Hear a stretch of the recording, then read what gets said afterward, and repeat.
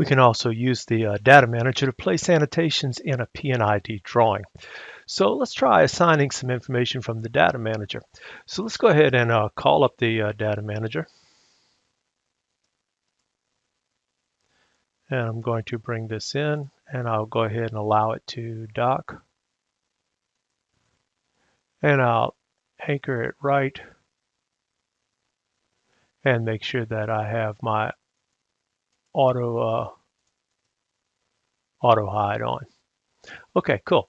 So what we're going to do from here is I'm going to go into this drawing and I'm going to select one of my heat exchangers. Now, what we do from there is we'll go here to where you see right now this is showing all the items that are in engineering, but I'm going to go just to selected items. Okay.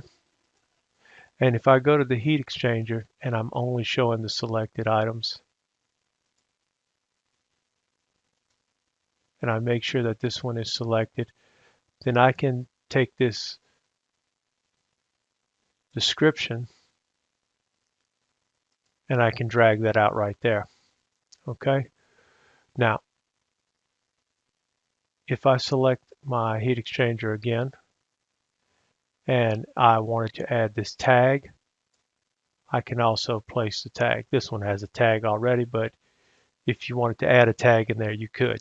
So it's as simple as making sure that you're showing the selected items and then just doing a drag and drop wherever you want the new information. It's that simple to be able to place annotations in a PID using your data manager.